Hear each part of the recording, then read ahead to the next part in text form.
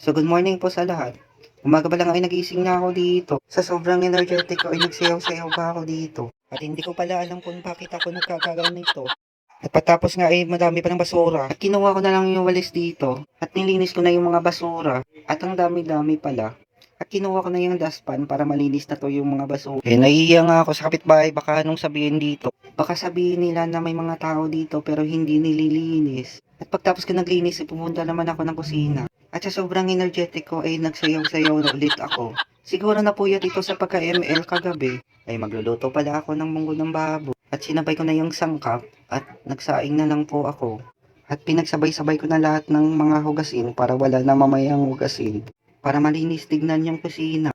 Ay nahirapan pala ako sa baboy kasi frozen. Ay nakita ko pala na wala pang tubig. Kaya dali-dali nga ako na kumuha ng pera at bibili sa labas ng tubig.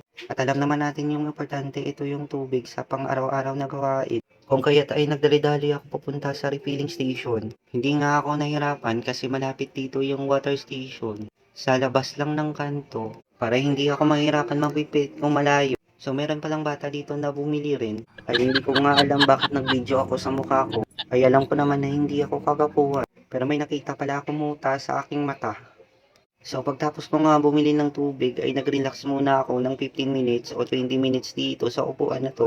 Kaya maya-maya ay magluluto na tayo ng ulam sa tanghalian. So nag-Facebook muna ako dito sa aking cellphone. At may nag-chat sa akin, ang sabi niya ang gwapo ko daw. Ay nagpa-sobrang cute naman ito.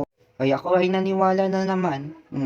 At pagtapos ko nga magpakit doon, ay nagluto na ako ng munggo kasi ito yung pinaka matagal lutuin sa pagluluto ng munggo. 30 minutes na nakalipas, hindi pa luto yung munggo na. So biglang nga ako napaisip na pupunta ako sa taas para pakita ko sa inyo. Pero wag na lang kasi hindi ko pa nalinis dito. So ito pala yung sinasabi ng ibang tao sa akin. Eh masarap daw yung buhay ko kasi yung asawa ko nasa labas ng banyo. Eh pa-chill-chill daw ako. Eh hindi po ganun. Ito po yung halimbawa na ginagawa ko sa araw-araw.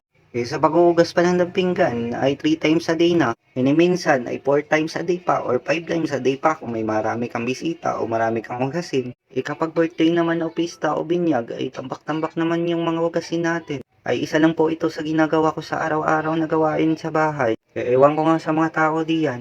Eh pinapakailaman yung may buhay na may buhay. O ito rin ang isang gawain na ginagawa ko dito sa loob ng bahay. At alam naman natin yung paglalaba ay isa sa pinakamahirap dito sa loob ng bahay. At hindi basta-basta yan. At ito yung gawain na gustong gusto ko. Ang pagluluto ay sanay-sanay na ako diyan kasi nakatrabaho ako sa restaurant at sa fast food noon. At paborito ko talaga magluto at mahilig talaga ako sa mga lulutuin. Kasi hindi po nakakaalam, masarap po ako maluto ng ulam. Dito nga sa Facebook, kapag nag-swipe ako pataas at pababa, ay nakikita ko yung mga video nyo at sa mga supporters ko na nagkakaroon ng mga videos ng mga nagluluto ay mahilig po ako niyan manonood. Eh natatakam kaya ako kung manonood ako ng mga nalulutong ulam.